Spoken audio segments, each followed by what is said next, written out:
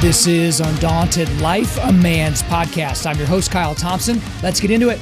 All right, guys, today we got a special interview for you today. It is with two guys. It is with Shawn Carney and Steve Karlen. Both of them work for 40 Days for Life. 40 Days for Life is an international anti-abortion organization that campaigns against baby murder in more than 60 countries. So Shawn Carney is the CEO and president of 40 Days for Life, and he is also the co-founder. He helped co-found the organization back in 2004, and he's written now 4 best-selling books, and he was depicted in the pro-life movie Unplanned. I actually did an entire episode on that movie and that book back on episode 70 of this podcast. And then Steve Karlen is a campaign director for 40 Days for Life. He's an author and a co-host of the 40 Days for Life podcast. Both of these guys are sought after pro-life speakers, and they're actually co-authors of the new best-selling book called What to Say When, the complete new guide to discussing abortion, how to change minds and convert hearts in a brave new world. And the foreword by that book was written by Matt Walsh of the Daily Wire. Guys, this was a very good conversation because we got into a lot of specific topics in terms of abortion and a lot of arguments in terms of abortion. I've made reference to their arguments before on this podcast when I talked about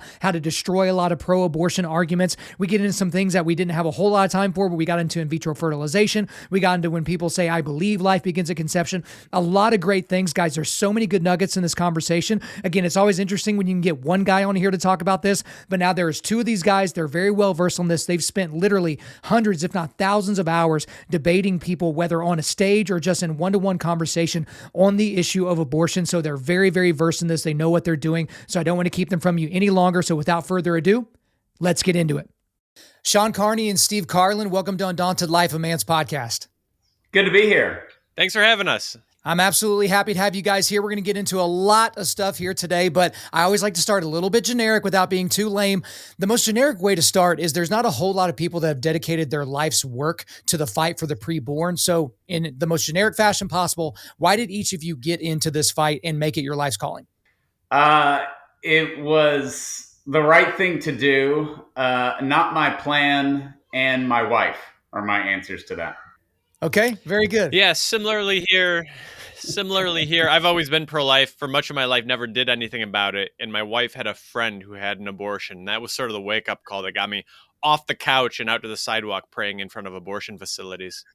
Okay, yeah, and that's the thing that kind of leads to 40 Days for Life, who you both work for, and it's a very large international anti-abortion organization that's been around since 2004, so you guys know what you're doing. But Shawn, you're the co-founder of this organization, so give us some generic details on how the organization came to be and really what its impact has been up to this point. Well, we started it when I was in college. I went to Texas A&M University. And we just saw our abortion numbers going up. So we just decided to go all in and do 40 days of prayer, fasting, and a 24-hour peaceful vigil outside of our Planned Parenthood in College Station. It was all men who took the night shift from 11 o'clock at night to 7 a.m. in the morning for that 24-hour vigil. And then in 2007, following that 2004 campaign, we saw so many cities wanting to do 40 Days for Life. So we launched it as a national effort in 2007, and we do 2 campaigns a year, the fall and in the spring during the season of Lent. And it's just exploded and gone from a College Station, 1 city, to 1,000 cities in 65 different countries. And we now have over 1 million volunteers worldwide. This past fall campaign, we had 612 cities doing 40 Days for Life all at once, and that was a record for us. That's incredible. So Steve, for you, obviously you weren't there at the founding, but what was it that kind of brought you to 40 Days for Life? Well, as I mentioned, it was a personal encounter, my wife's friend who had an abortion. So I got involved in 40 Days for Life, and one thing led to another, and I was leading as a volunteer the local 40 Days for Life effort here in Madison, Wisconsin, where I live. And I got through that first 40-day vigil praying in front of the abortion facility and was asked to take over leadership of the next year's campaign. And before I knew it, my alma mater, the University of Wisconsin, was revealed to be secretly plotting to be in the process of opening up a late-term abortion facility right on the heart of our college campus. We're talking about abortions that are so gruesome that the only countries on the planet that allow them are countries like the U.S., Canada, Vietnam, China, and North Korea. And so this was a situation where we're realizing, hey, it's a human rights list where we are right in between China and North Korea. That's not a good list to be on. No. And so we ended up fighting it. By the grace of God, it took us a year and a half, but we prevented that late-term abortion facility from ever opening. And so that kind of just got me deeper and deeper involved as I saw how the Lord responds very actively and very powerfully to prayer. Absolutely. And so for you guys as well, you're obviously very versed on the numbers about abortion, but that's one thing that whenever I get into this discussion with people, even if they're inside the church, they don't have the foggiest idea what the actual numbers of abortion are in the United States or even internationally. And I feel like the general public, again, even pro-lifers, they don't know any idea how insane the numbers are worldwide, like the sheer number of those. So could y'all give us a little bit of a breakdown as to the numbers in the United States, but also worldwide when it comes to abortion? Yeah, when you mention like people in the church or they don't know, I think it's always good to start off by saying we've never done this, and we meaning mankind. Mankind has never dehumanized a segment of our population in 95% of the countries around the world and funded it with most of the governments around the world. So there's never been a Holocaust or a genocide like this. There are 2,500 abortions a day in the United States alone. But the big number to remember is that there are 56 million abortions around the world every year. And that's the number where people are like, you have to be making that up. And don't we wish we were? But we've never done that before. The world has crashed down on certain countries, certain cults, where persecution has led to slaughter. And here, particularly in the United States, it is Abraham Lincoln's greatest fear, that it's not an external threat to our democracy, but internally. And most countries, all but 7 around the world, are participating in it. And it's not because of the color of the baby's skin. It's not because of their religion. It's because of their size and their location. And so we've never done this on this scale. Every Holocaust, every genocide is an atrocity. And it's not that my Holocaust can beat up your Holocaust. Quite the opposite. It's that we've just never done this at the sheer level with these numbers in the history of the world. Well, that's one thing when you have... Yeah, and of those 56... Yeah, go ahead. Sorry about that. I just want to add those 56 million abortions worldwide that Shawn talked about. That means that abortion causes more deaths than every other cause of death on the planet combined. Well, and that's the thing is we always talk about in our modern context about this technology advancement, right? And as technology advances, look how much greater things go. But this is a destructive advancement that we see. The reasons we're able to pull this off and kill 50 plus million people a year worldwide is because of the advent of a lot of these medical breakthroughs and technological breakthroughs. But really all this coalesces in the reason why I wanted to have you guys on the podcast today. And that's because you released a new best-selling book called What to Say When, the complete new guide to discussing abortion, how to change minds and convert hearts in a brave new world. So guys, there are plenty of pro-life books out there, anti-abortion books, and I've read a lot of them, but this one reads like a how-to guide, which is not common for the genre, at least the ones that I've seen. And you do get decently granular on several of these arguments, and we'll get more into those here in just a second. And the book has done well so far. My understanding is that you're already on your second printing, and it's always kind of hard to know how many to print and how many to do. I know that Matt Walsh of the Daily Wire actually wrote the foreword, and he breaks down the pro-life argument in the most simple way possible. He didn't come up with this, but obviously he just, it's a redounding thing for him to put out there, but it's that abortion intentionally and directly destroys innocent human life. And it is always wrong to intentionally and directly destroy innocent human life. It's period, end of story right there. But the reason why I like y'all's book so much is that you encourage people on the pro-life side to go on offense, right? To no longer sit back on our heels and just kind of take all this vitriol, but to actually go on offense. And you say that right from the beginning of the book. You provide a long list of questions that help pro-lifers kind of reframe the conversation with someone when the topic of abortion comes up, and it really helps them go on offense. But why do you think it's important to encourage pro-lifers to do that, to go on the offensive? Because abortion has to be justified and life doesn't. We like going to our kids' t-ball games. We like birthday cake. We like, dancing with our daughters before dinner, and putting music on. We like life. You don't have to sit there and justify those kind of things. And that's why that one of those, or that second chapter, that opening chapter is, go on offense. But the book, I think that has surprised us to enter our dig down deep in our inner Donald Trump and brag on the book a bit. It was surprising. We're coming up on our third printing of the book. It premiered as a number one Amazon bestseller. It was number 2 for all Christian books. Number 3 was C.S. Lewis's Mere Christianity, which if you haven't read, I'm pretty sure I've heard of that one. Yeah. Read that one before our book, by the way. But on a secular standpoint, that surprised us.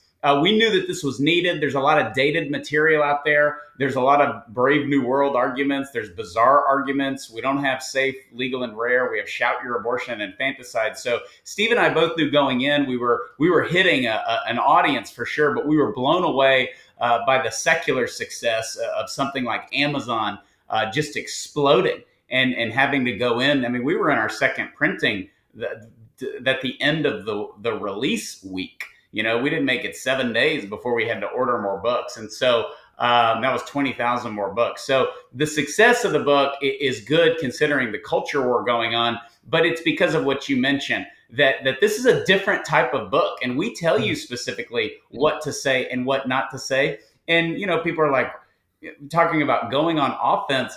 No abortion supporter has ever been asked, what is an abortion?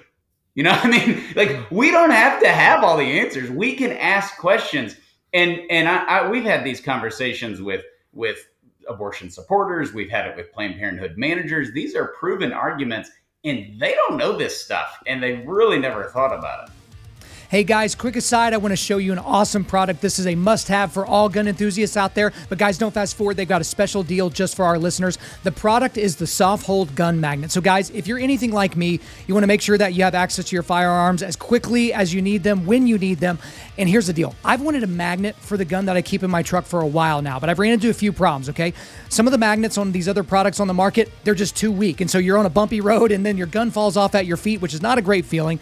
Also, some of the sticky that they put on the back of these mounts, it loses its stickiness over time, so that's not a great deal. And then also, the product was either made of metal or plastic, and it's going to scratch the finish on your firearm. But here's the deal. You're not going to have to worry about any of that with the Soft Hold Gun Magnet. Here's the thing. You can just mount this anywhere with the screws. This is finished with leather, so you're not going to scratch your firearm. But I just want to show you exactly how this works. So this is my Sig Sauer 1911, okay? So this is my gun, just so you can see. It is free and clear at the moment, but I'm going to go ahead and load it with a magazine and just not chamber around, because this is as heavy as this gun is going to get, okay? So I want to show you how this product works. Literally, you take the magnet, you stick your gun to it, and bam, there you go. For those of you not watching this, I am holding it by the magnet right now, and this gun is not going anywhere, and this is the heaviest pistol that I have. So here's the deal.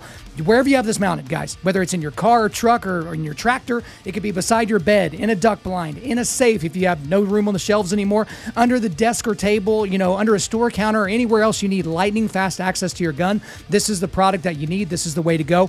Every Soft Hold Gun Magnet is crafted in the United States of America, and it has 1 Thessalonians 5:21 on the back, and that is test all things, hold fast what is good, which is pretty awesome. But here's the deal. This Christmas, give yourself or someone you love the one gun accessory you'll use forever, and that's the Soft Hold Gun Magnet. But order now, because here's the deal. It's a small business, and with supply lines and shipping and all that, it's a little bit crazy, and that'll all be limited as Christmas gets closer. So get your order in as quickly as possible. Use the promo code Kyle, that's my first name, Kyle, at checkout to get 10% off of your entire order at softhold.com. That's SOFHOLD.com. There's no T in there, just SOFHOLD.com. Promo code Kyle for 10% off your entire order. Now, let's get back into it.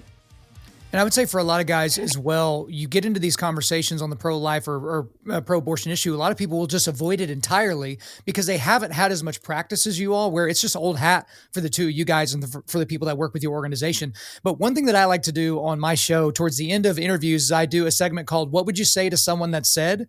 And then I fill in the blank, and that's kind of my lightning round. But in honor of you guys and in honor of the title of the book, we're going to adjust the title of my segment here and called What to Say When Someone Says. So we're actually going to dig in to the arguments right now. I don't know how you guys want to do it. If you both want to refer to them, if you want to kind of ping pong back and forth and do whatever, but I really want to dig into the nitty gritty, because most people know that they're pro-life, but then their entire pro-life argumentation disappears when someone on the pro-abortion side asks them a question and they're like, oh, and they don't know what to do. It's kind of like someone not sharing Jesus with someone because they don't know how to explain dinosaurs or Jonah and the whale. It's like, we want to get past all that. So let's get practical. Let's get granular. So the first one is a message that you guys have to pro-lifers, right? So what to say when someone says, we believe life begins at conception? What would you tell them to say? We often talk about that in terms of it's not a belief. Belief sort of gets lumped into, people believe a lot of things. Some of them are reasonable, some of them are not. But empirical, scientifically proven fact is different from a belief. It's a more sure form of knowledge. And this is where we say we don't have in the pro-life movement a problem with science. We don't have a problem with facts. We don't have a problem with truth. All of those things are on our side. We have a problem with confidence. And so belief is sort of fairly or unfairly, it becomes sort of a relative thing. Like you believe this, I believe that, we'll agree to disagree. And there's just not room for that. This is a place where embryology 101 textbooks prove that life begins at conception, not a matter of belief or conjecture or anything like that. We need to recognize that we are on solid ground and maintain our footing on that ground and be willing to share that with clarity rather than with tepidity or reluctance. If life doesn't start at conception, you don't need an abortion because there's no baby. I mean, the baby conception is what puts abortion on the table. The fact that someone was conceived is why we're even talking about abortion. And so they're assuming life begins at conception by promoting abortion, and we need to call them out on it. And so when we kind of like, we believe that life begins at conception and we don't. I don't believe that my Astros lost the World Series. I know they lost the World Series, and it breaks my heart and it makes me mad, even though it was a while back. But we don't believe that life begins at conception. We know that it does. Well, Shawn, I'm just gonna give you some breaking news here. No one's disappointed that the Astros lost the World Series. Okay. Everyone in America, including all the people down at Home Depot and Lowe's that, they've seen their sales of trash cans go down. They are not disappointed in the least bit. But we don't have to get into that right now. We certainly don't need to get into college football because I know Wisconsin's not doing so well and Texas A&M has that one good victory this year. But hey, we'll just keep moving on here, guys. We don't have to get too far. Hey, I'm just trying to throw some stuff up against the wall, see if it sticks. Don't worry about it. Let's not get too offended. But we're going to go ahead and move on. That was kind of to the pro-lifers because pro-lifers like to say that. Now we're going to get into some common arguments from pro-abortion folks. Okay, so what to say when someone says, my body, my choice? Well, it becomes one of these things that's something of a slogan, and we see my body, my choice really become sort of a veiled euphemism for saying men don't have any right to talk about this issue because men's bodies are not the bodies that are getting abortions. And we've said, this idea of like a woman's body, a woman's choice doesn't seem to hold up when the men themselves are pro-abortion. Nobody said, well, it's a woman's body, a woman's choice to the Supreme Court, the all-male Supreme Court that legalized abortion in 1973. No one is saying a woman's body, a woman's choice to the majority of abortion providers who are men, the majority of abortion facility owners who are men. Nobody's saying it to the donors who are funding Planned Parenthood, to Warren Buffett and all these folks who are putting the money there. And so I think that's an important thing to mention, but it's also important for us to discuss that my body, my choice applies perhaps to the woman's body, but we're talking about two different bodies here. It is, again, a scientifically and empirically proven fact that the unborn child's body is a distinct body from the mother's. A different DNA, its own beating heart, as we've seen with some of the laws, particularly and most notably in Texas of late. Everything is different. A distinct and unique organism exists there. And so my body, my choice is a bit of a smokescreen. It's not honest. It's not intellectually consistent by any means. And when we can expose that, that objection sort of falls away pretty quickly. And it's important. Steve hit on something really great there, particularly for this audience. We men, we're supposed to just bow our head in shame and never talk about abortion again because we can't have one, which is very offensive to the transgendered people, by the way. You can always point that out. But the fact that we're men, I guess men still exist. We can't have abortions. My body, my choice. That's all BS. And men need to call people out. As Steve said, we didn't vote on this. Women didn't vote on this. All male Supreme Court gave us abortion. Most abortion facilities in America are owned by men. Most abortion doctors are men. Nobody profits more financially from abortion than a man. And nobody benefits more than a bad man, a promiscuous man who is often, we know from experience, nowhere to be found the day of the abortion. The men don't lie on that table and have an abortion. The women do. And men are nowhere to be found, which is why often women feel the only option is to have an abortion. The women don't win. They don't come out to the parking lot and have this great relief and celebrate reproductive rights. That's a load of garbage. Bad men benefit from abortion. Nothing says it's a man's world in the worst way than a Planned Parenthood abortion facility with an open sign on it. And so we need to own that and really sort of curse our own. Men haven't been shoved to the sidelines. We've sprinted there and built condos and said, hey, you do, whatever you do, I'll support it. It's your choice. It's your body. So that's the first way to just get rid of my body, my choice, as Steve pointed out. The other thing is to kind of back up and just think about that phrase. Like, is it true? I got to wear a seatbelt, and I live in Texas, the greatest state, the freest state in the world. We can't really do whatever we want with our bodies all the time. We can't go streaking. We can't get drunk in public and walk around. I can't go up to the Dallas Cowboy facility and just start working out, and they tell me to leave, and I'm like, my body, my choice. I'm taking care of myself. It doesn't apply to anything. It's a made up phrase. It's the most common phrase. We hit it hard in the book, but it's a great confidence builder because it's the same as, don't have a uterus, no uterus, no opinion. Mm-hmm. All that garbage. It's really a softball for us in a dialogue. That's why in the book we push so hard that we have got to be respectful. We have got to be loving, because the power of our arguments is overwhelming, and I would say a little silly. Where we don't we just can't do whatever we want with our bodies. You're just trashing the Astros. Remember all the steroid scandals? I mean, why can't Mark McGwire take steroids and we all see 5 home runs a game? What's wrong with that? My body, my choice. So we don't apply it. I'm a St. Louis Cardinals fan. How dare you bring up that horrible? No, I'm not offended because I can't stand that man, Mark McGwire. I wasn't planning to get that angry this morning because I tried to pretend like he didn't play for my St. Louis Cardinals. No, it wasn't awesome. All right. It was all a lie, but we're going to get back to the subject for today. But one thing about the my body, my choice thing as well, and the, hey, no uterus, no opinion is then explain to me why an overwhelming majority in a lot of cases of pro-life people are actually women. Like, why are there so many women in the pro-life cause if that was part of it? But one thing that I loved in the book that you did on the My Body, My Choice side is you made it explicitly clear that the abortion doesn't happen to the woman. It happens inside the woman. Her body is the setting for the abortion. The abortion doesn't happen to her, that her brain is not the one that is, sucked out into a trash can. Her heart is not the one that stopped. Her appendages are not ripped out. And like the only lifeless body at the end of an abortion is her, or is the baby that's inside of her, not her. And so I think that's important for people to look at when they're like, my body, my choice, this baby's an extension of my body. If I shove my finger up your nose, I'm not an extension of your body. I'm just inside your body at that exact moment. That doesn't mean you get to kill me. And the other thing that I feel like, so my body, my choice, no uterus, no opinion, that's really popular. But then people like to go for broke, right? They like to go for the jugular, no pun intended. But it's what to say when someone says, what about rape and incest? Yeah, this is the question. And whether it's your crazy uncle at Thanksgiving who appears in the book many times, or the politicians, if you're a male and have the benefit of also accepting that reality and identifying as a male, you will be given the 14-year-old girl who is raped and she doesn't have access to health care, and shame on you. And that's where we're just supposed to shrink up.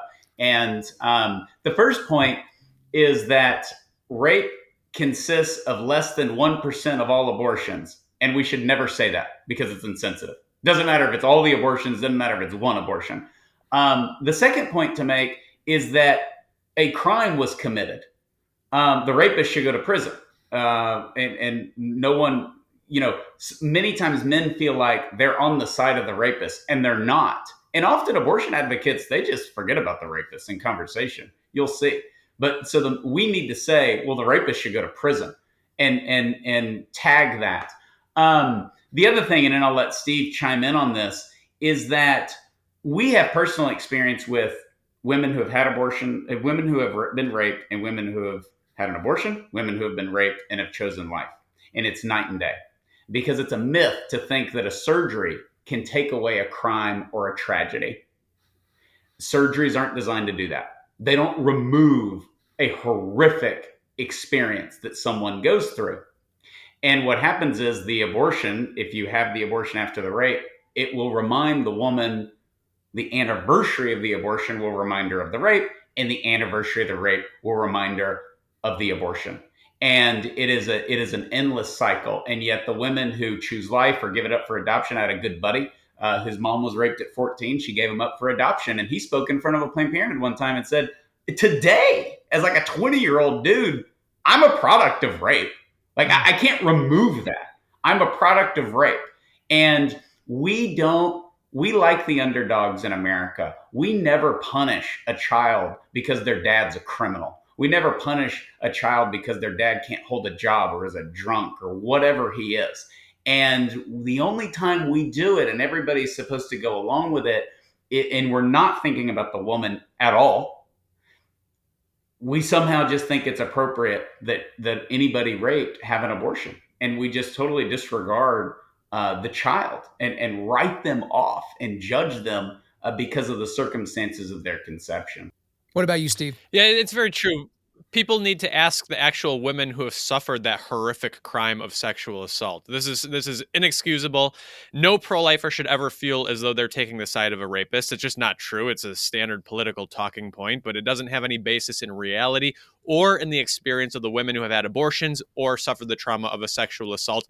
I met a woman out in front of an abortion facility, and she said that as a high school, so it's sort of the exact case scenario that Shawn is referencing. As a high school student, she was the victim of a sexual assault. She became pregnant through that assault. She had an abortion. And through her tears, she explained to me how it took her a lot longer to find healing and recovery after the abortion than it even did from the assault. This led her into the wilderness. She had 2 more abortions. She became addicted to hard drugs. She became a prostitute. Thanks be to God, our Lord is a great pursuer, and he brought her back, and she's now, an evangelical pro-life Christian. Thanks be to God. Wonderful things, but these she shouldn't be used as a prop or as a tool or as a mascot for the abortion industry. We've got another woman who's been a great 40 Days for Life leader, has saved tons of babies, and she was a victim of a sexual assault, became pregnant. She was run out of her ostensibly Christian church for not having an abortion, because obviously if you're the victim of a rape, you have to have an abortion.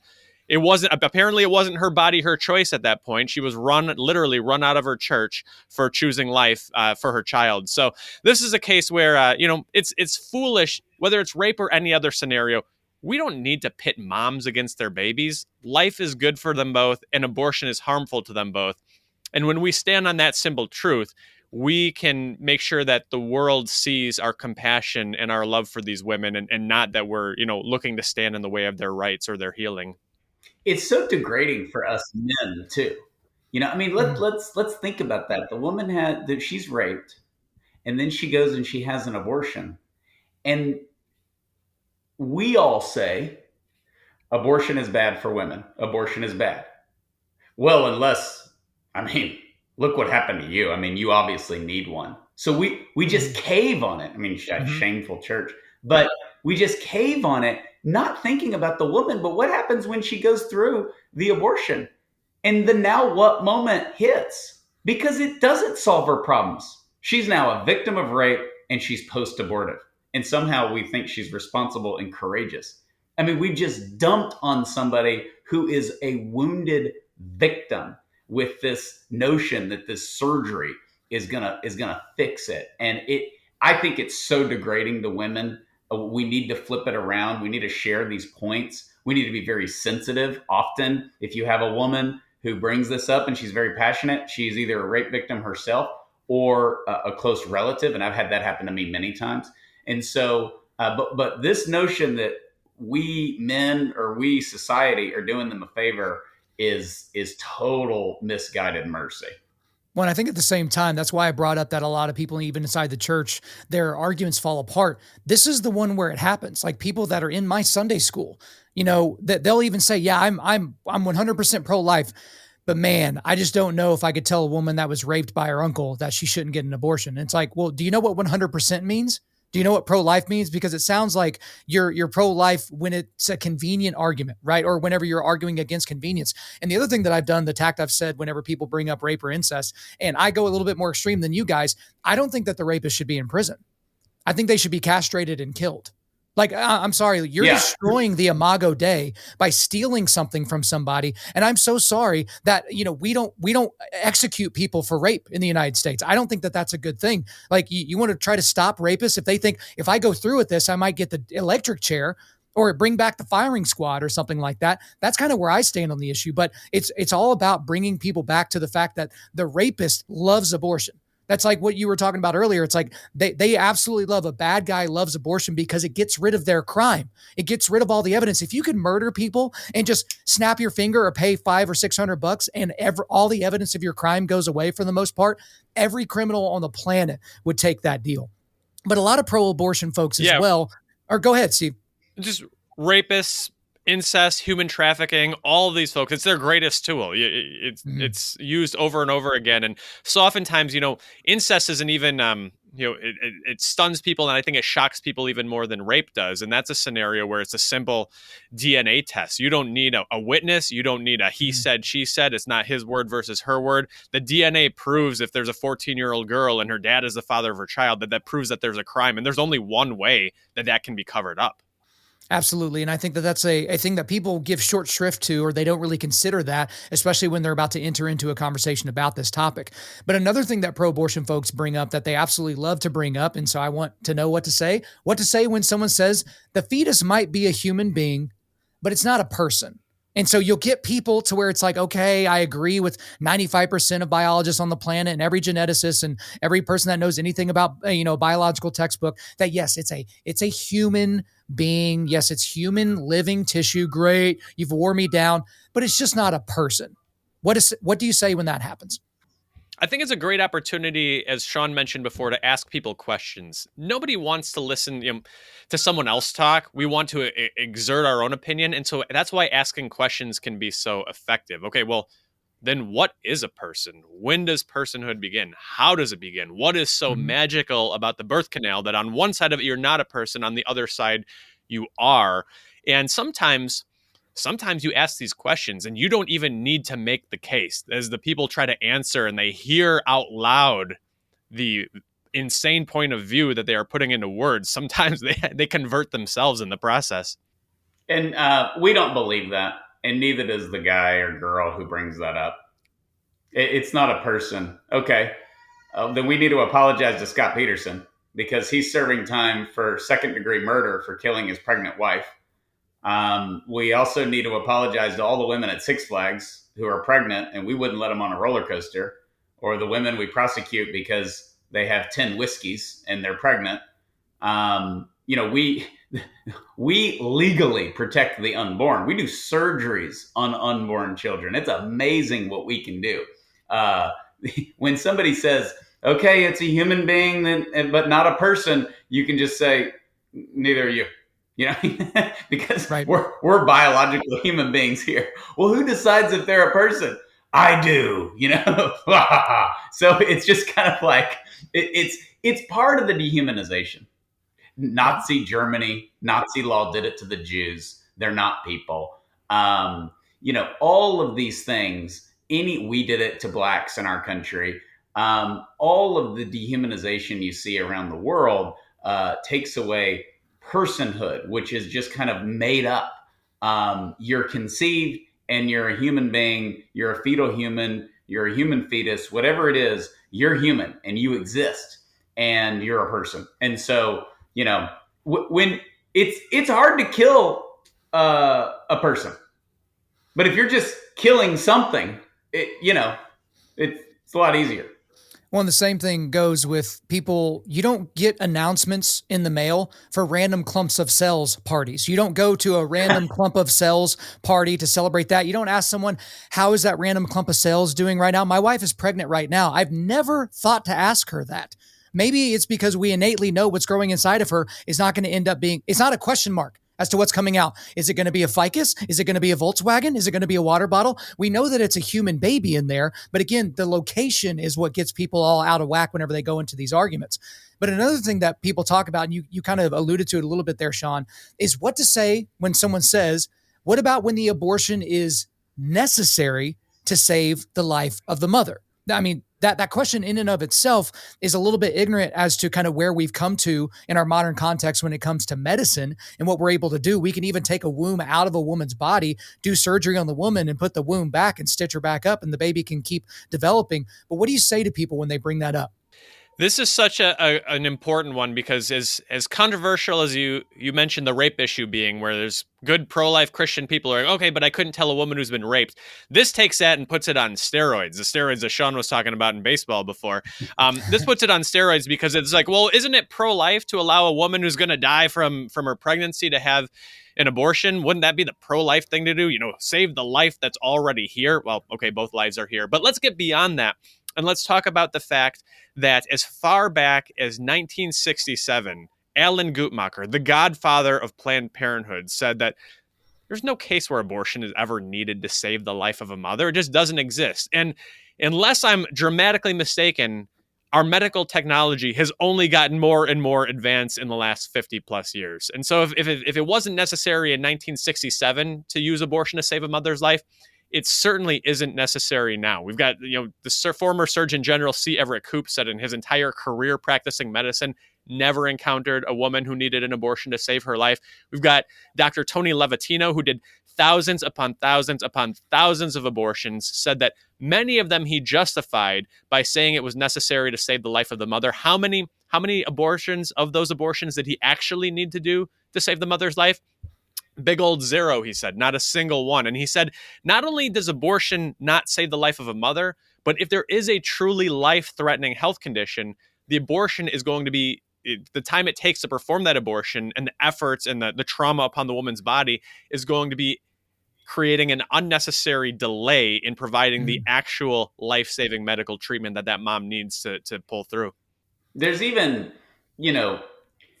we can argue this stuff often better than the person who supports abortion. And so they don't bring this up a lot, but I would if I were pro-abortion. And that is ovarian cancer. The woman has ovarian cancer. She's pregnant. You got to go in and do radiation, which is totally within her right. And the baby could die, is going to die, blah, blah, blah. And number one, it's amazing what we can do through with cancer. I live in Houston, where MD Anderson's here. Mm-hmm. And, they, like you said, they can move the baby, they can target the radiation, they can target the cancer, they can do all of that. But let's say they do that. And as a result, it doesn't go well and the baby dies. It's not an abortion. That's not an abortion. Right. That's not an abortion. That it didn't go well, but an abortion is the direct intent surgical killing of a human being. Their crime is that they exist, they're conceived, and they're getting bigger, and they need to go away. So that it's the direct killing. You're not supposed to survive an abortion. An abortion's unsuccessful if the baby lives. Only surgery you're not supposed to survive. So, even these scenarios, which many times they wouldn't think of, sometimes somebody will bring up the ovarian cancer. You just get so far off in left field, and you're like, what? And it doesn't happen. In the book, we give all these examples that Steve referenced where it's medically necessary to save. Abortion's not designed to save a life. It's designed to take it. And if you have a life-threatening thing, OBGYNs are going to tell you having an abortion is going to be a waste of time, and it's not going to heal you. It's not going to do anything for you. That's why they've expanded too sometimes to say, well, maybe not the life of the mother, but the health of the mother. Yeah. And we break that down too. The health of the mother, mothers their health is not improved by abortion. And in fact, these health conditions that are used to justify abortions, the number one among them, first of all, we're talking about a small minority, but those who cite the health of the mother as their reason for getting an abortion, the number one health condition is listed as fatigue. Now, Shawn and I both have a lot of kids. We recognize how much fatigue parenting causes, but this is not the reason to take the life of an innocent child. Hey, I'm fatigued right now, and I can't get rid of my 1.5-year-old because I'm tired. That's not something anybody would do. Yeah. Otherwise, no one would have kids in their family anymore after a week-long vacation. Yeah, absolutely. Now, guys, this is probably a good time for me to mention that you've got to go pick up this book. It's going to be there in the show notes for you to get for yourself, because we are literally barely scratching the surface on a lot of these things. Even some of these topics that we're talking about, y'all go into much, much more detail in the book. So you have to get it for yourself and read it for yourself. But I want to turn to a part of the book that kind of caught me a little bit off guard, and maybe it's going to be a point of disagreement for the three of us, but it's from the chapter called When It Turns Political. So I want to read this quote to you. Though the abortion industry mongers fear of post-abortive women being dragged off to prison, the pro-life movement has long recognized women as victims of abortion and sought to punish doctors who perform abortions, not the women who procure them. So that's a quote from the chapter. Now, for me personally, I think that women should be held legally liable for paying an assassin to kill their child, because the same rules would apply in any other scenario. If I decide one day I hate my sister and I need my sister to go, but I don't want my sister's blood on my hands, I pay an assassin. He kills my sister. The assassin gets caught. He, points at me and says, hey, he's the one that paid me to do it. We both go down for murder. In the United States, there's plenty of examples of people being in a car, not even involved in a murder, but they drove someone away from a murder scene, and the driver got the same exact charges as the other people in the car, the ones that actually did the murder. So I guess I don't want to assume what y'all's position is on this particular issue, but that's always bothered me. The further I got into the pro-life issue is, why would we consider these women victims? Because then we're just assuming that these women are being dragged to the abortion mill to get done to them what is being done to inside of them. So should they not be held legally responsible for that? There's a lot there. It's a good point. The victims is of an industry and a culture, not that they themselves are not personally responsible or culpable for the death of their child. They are, and they will tell you that when they speak. The biggest difference in that, in what you say, and why I don't agree with it, is because killing your sister is illegal right now in the United States of America.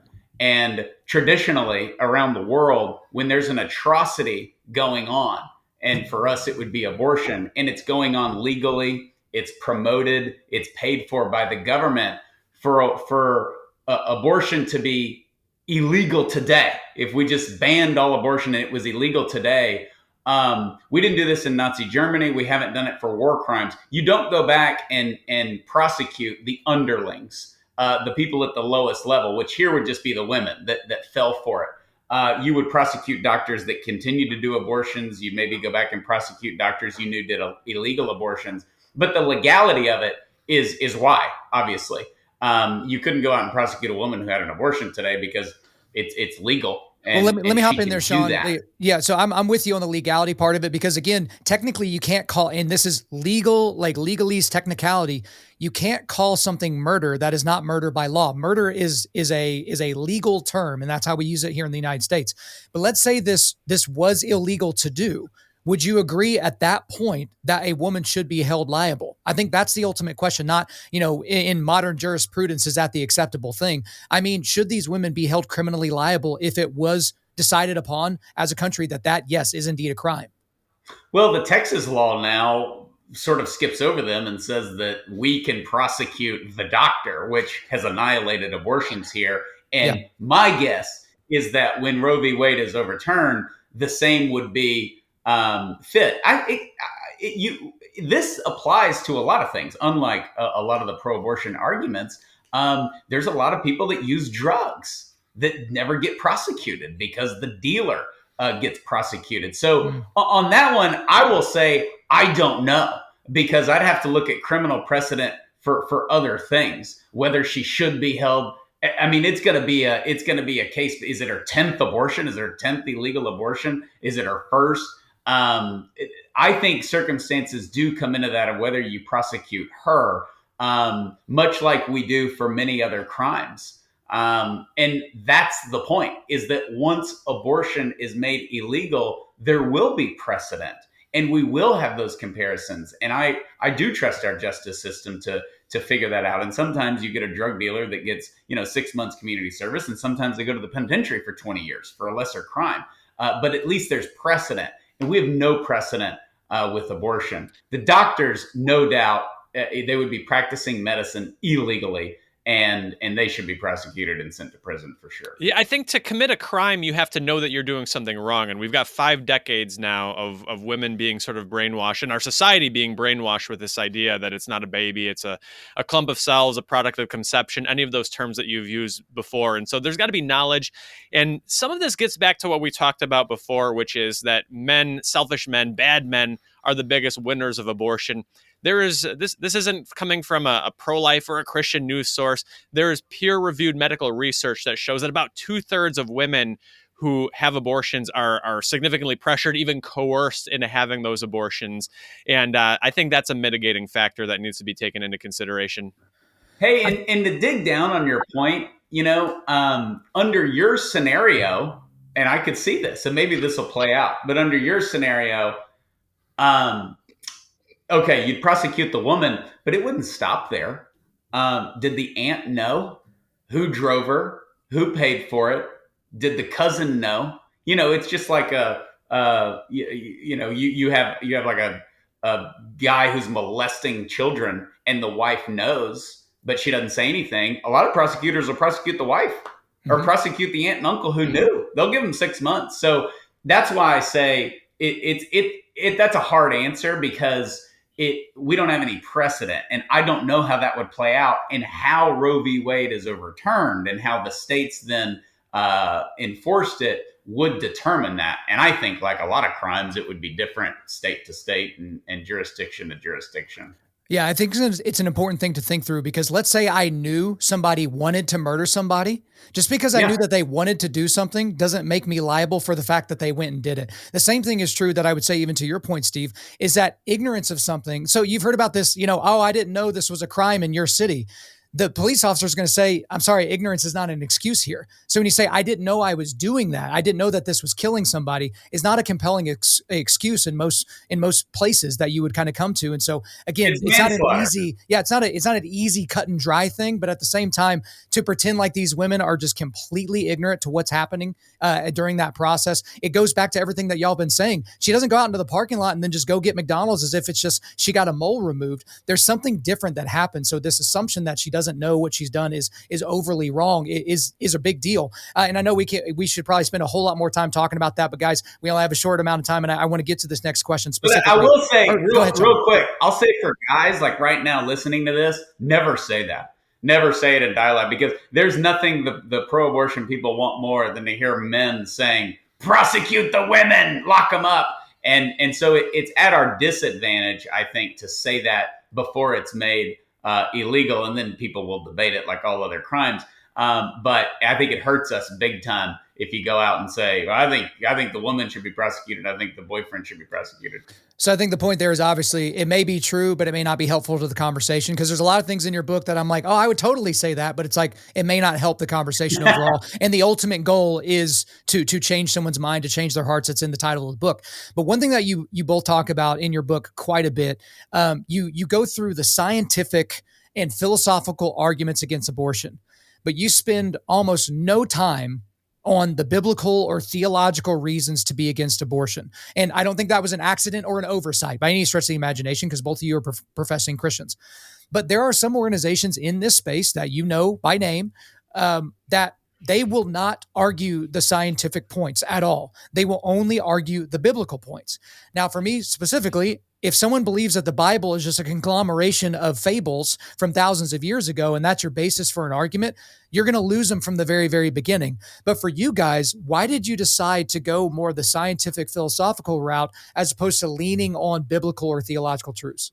God's law is written on our hearts, I think. And there's this natural law, and in our hearts, we all know abortion is wrong, right? You never take the life of an innocent child. And that's why we have the Go On Offense chapter. That's why we have this notion that we don't have a problem with the facts. We have a problem with confidence. And we want folks to be confident meeting abortion supporters where they're at, whether they're Christian, atheist, something in between, something else entirely different. We think that God's law is universally written on the human heart, and that you don't necessarily, we make no bones about it. We're motivated by our love for God and our belief in Jesus Christ to go out and to make these points and to stand in front of abortion facilities. That's our motivation. But you don't necessarily even need to be a professing Christian to recognize that slaughtering an innocent child is not the right thing to do. Also, the book is designed to go based on what we know and not what people make up on a whim when they read scripture.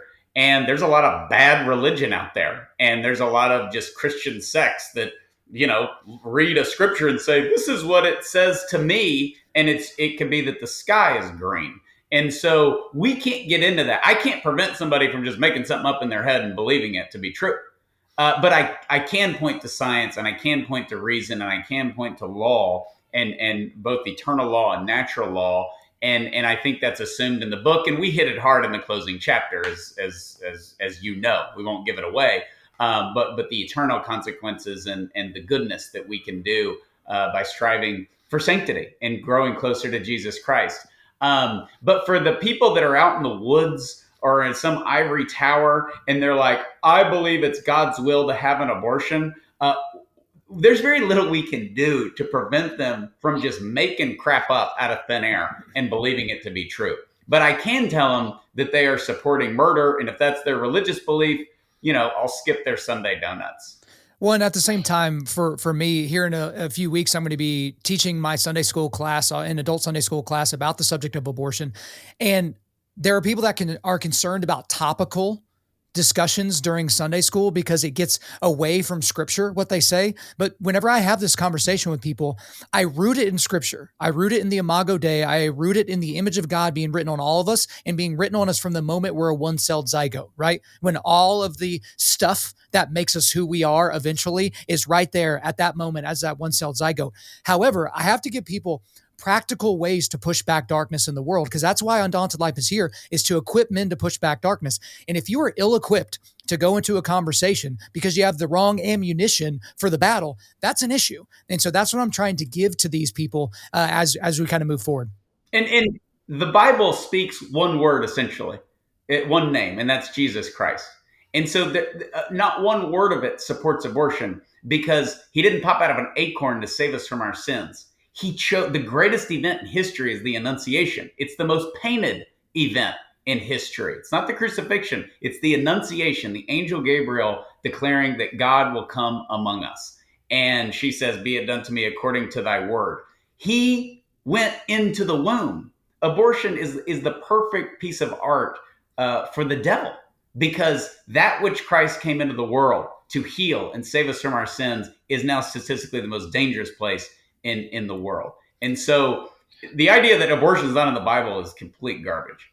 Well, yeah, I mean, hey, you can say the abortion's not in the Bible. Then I would ask you, can you find it in the Constitution for me? Because I don't think it's in there either. So guys, another thing that I got to in your book, because a lot of the stuff that I read in your book, it was incredibly important, but it wasn't like earth shattering for me because of stuff that I heard before, but I didn't hear it all in one place, right? So it was great to see all that information in one place where you could easily reference it. You could just thumb through it or, control F and find something.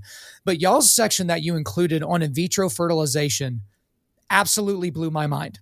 And it blew my mind because I love finding segments of the world or of subject matters that I don't know anything about. Right? I didn't even know how to spell in vitro fertilization out, right? I thought I had it all different in my head, but this hits close to home for me because I have very close family members that have used in vitro fertilization to become pregnant. Other very, very good friends that have used it to try and get pregnant unsuccessfully. But there was so much information about IVF that I didn't know anything about. And I can just assure you, no one in churches know anything about that as well. And I know we can't do a deep dive into all the scientific underlings and, tendrils that come out from IVF, but can you give our listeners an idea of what you covered in that section of the book? I think there's two main levels to the case that we make against IVF. The first is on a practical level. It is exceptionally deadly. In order to get one or sometimes two live births, they're producing numerous, a dozen or more embryos. And so some of them don't make it in the lab. Some of them are filtered out. Some of them are implanted. Of those that are implanted, oh boy, we got 5 or 6 or 7 babies here in the womb. We're going to need to what they call selectively reduce them down to 1 or 2. That means aborting, the ones who remain. There's any given cycle of IVF treatment, you don't get a single live birth. All of the children that are created in that lab die. So that's not pro-life. That's on a very practical level. But then there's also sort of the greater philosophical level here, where it begins to treat children as commodities to be bought and sold. They become products. That's an inherently dehumanizing process. You see women who are being selected based on their ACT score or their SAT score or their height or their attractiveness, being the ones who are recruited to donate their eggs. They're not donating them, they're selling them. You've got women overseas in India who are being exploited for their eggs. You've got surrogate mothers who are being exploited. So the moms are dehumanized, the babies are dehumanized. That most fundamental of all human relationships, a mother and a child, that is being outsourced and turned into a technological process. We could do a whole episode on this, but at the basic level, those are the concerns, that it turns the life of a child into something that can be bought and sold and transacted. And that your response to that chapter is appropriate, because it's the one chapter in there that we don't all agree on. People don't agree on it. We thought it was important to go in there because of the future of abortion and the future of human rights and what it means to be a human being. I will say, unlike other chapters and abortion arguments, the reason it's in there is because the pro-abortion people will bring up in vitro, and a lot of people are like, oh yeah, I have no problem with that. And so we break it down. But you're right. I have family members, I have friends that used in vitro, and it's kind of like the first time anybody says, carbs aren't really that good for you, and like 20 years ago, you're like, what are you talking about? You crazy? Wheat bread is awesome. I'm supposed to eat bacon instead. You're nuts. So there is that initial reaction.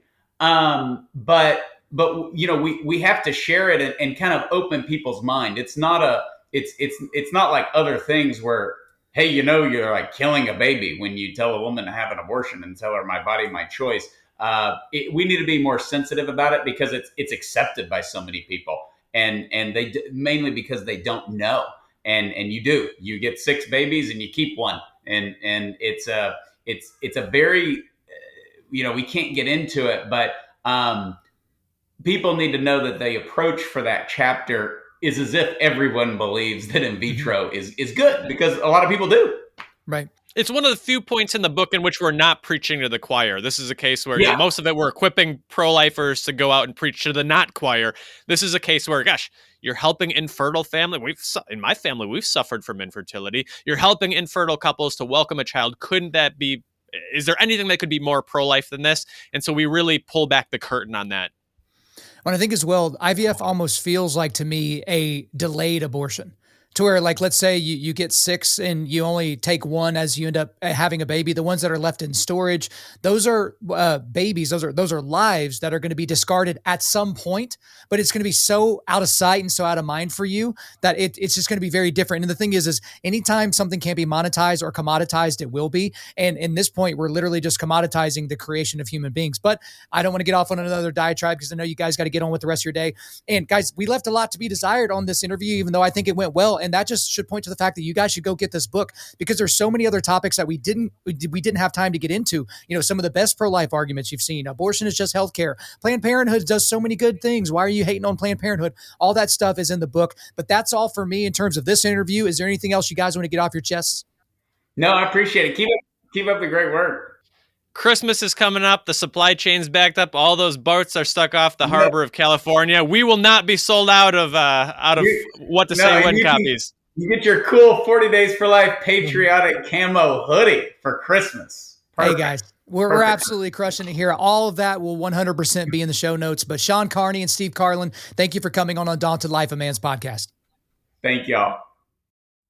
There you go, guys. I hope you enjoyed my conversation with Shawn Carney and Steve Karlen. But before we let you go, we are going to do a quick resilience boost. At Undaunted.Life, our mission is equipping men to push back darkness. And specifically, we do that by providing content like this podcast that helps you forge spiritual, mental, and physical resilience. So here are the links I've got for you today. I've got a link to the book that we talked about, What to Say When, the complete new guide to discussing abortion. I've also got a link to the 40 Days for Life website. There's a lot of great resources on that site. And a link to the episode that I did, episode 70, called Unplanned. And again, the soft hold gun magnet. If you use the promo code Kyle, you will get 10% off your order. Make sure you do that here very quickly so you can get your stuff before Christmas. All right, guys, thank you so much for listening to the podcast. We do appreciate it. Wherever you're listening to this, please subscribe, rate, and review. If you want me to come speak live at your event or on your podcast, just shoot me an email to info@undaunted.life. That's info@undaunted.life.